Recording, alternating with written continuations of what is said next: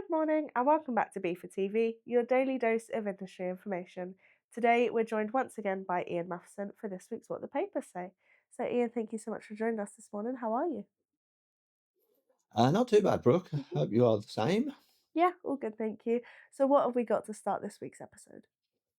Well, first, the news last week was that the US federal government shut down, Yeah. and with the essential workers still carrying out their duties, the consequences for the transport and logistics industry appear to be quite limited. Hmm. I understand the core operations related to the movement of freight are still running, such as tariff collection and cargo inspections at ports. But administration tasks like FMC filings and service contract approvals and MVOCC registrations are being disrupted. Yes. Yeah, I think the last time we had a shutdown, it was just over a month, wasn't it? I think it ended up being 35 days, wasn't it? That's right, and I Mm. think it caused quite a bit of confusion within Yeah. supply chains, and I don't think anybody wants that at the moment. No, no, of course not, not to add to everything else. Well, hopefully we can say soon, maybe even before this episode airs, that we're all back to normal. So, Well, let's hope so. Yeah. yeah. So what have we Um, got coming up across the modes? in the air cargo mode, according to Zenita, global demand grew by 3% year on year last month, and that represents a slowdown from the stronger 5% gains seen in July and August. Yeah. Have they said a reason for this? Yeah, they said it was down to tariff changes, shifting e-commerce flows, and seasonal disruptions. Yeah. Yeah, of course. So what have they said about the future forecast? Well, they said they are cautious about prospects for air cargo for the rest of this year, and that's despite forecasts of overall growth of 3 to 4%. Yeah. Yeah, it will certainly be one that we'll keep an eye on as we get to the end of the year. So what have we got coming up for container shipping?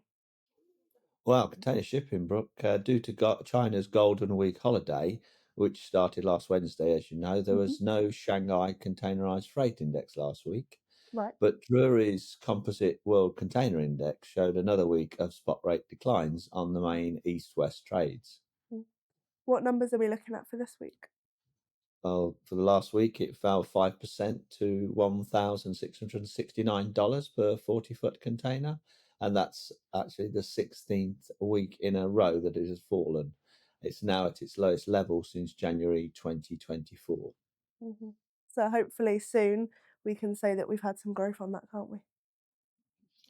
Well, we hope so, yes, because at the moment it's bad news for the shipping lines' bottom lines, I think. Yeah, it certainly is. So we've had our bad news. Have we got any good news?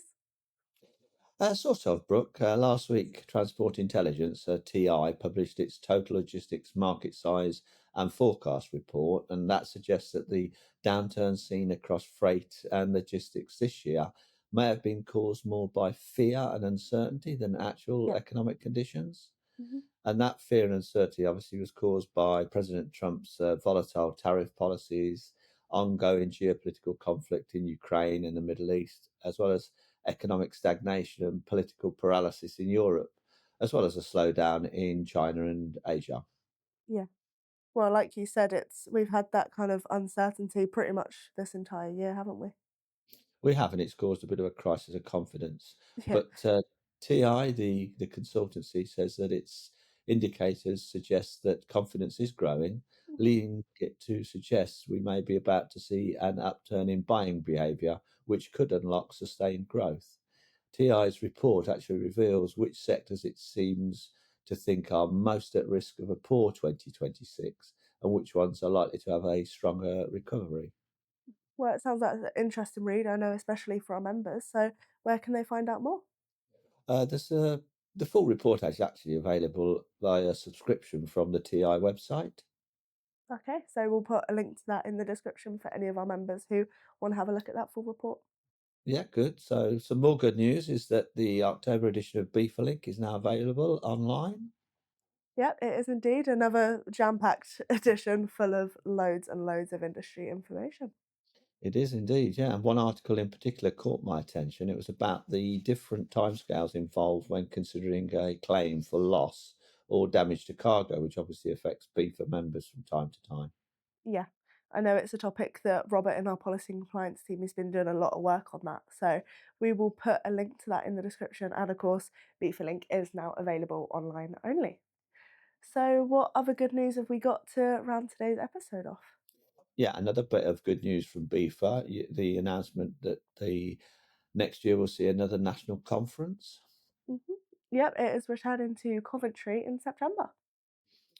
Yeah, September might seem a long way off, but it Yeah. really ought to be a definite date for everyone's diary. Mhm. And of course, we have got our early bird discount as well. So if our members book now, then they'll save 10%. Well, I'm sure you'll put a link to where bookings can be made on the BIFA website. Yes, yes, we will. Well, thank you, Ian, as always, for this roundup. I know that our members will find it of use. As always, Brooke, it's a pleasure. Mhm. As always, the links to all of the articles and reports will be in the description. There will also be a link to October's edition of BIFA Link and the link to our conference website where you can find out more. That's all for today's edition of BIFA TV, your daily dose of industry information.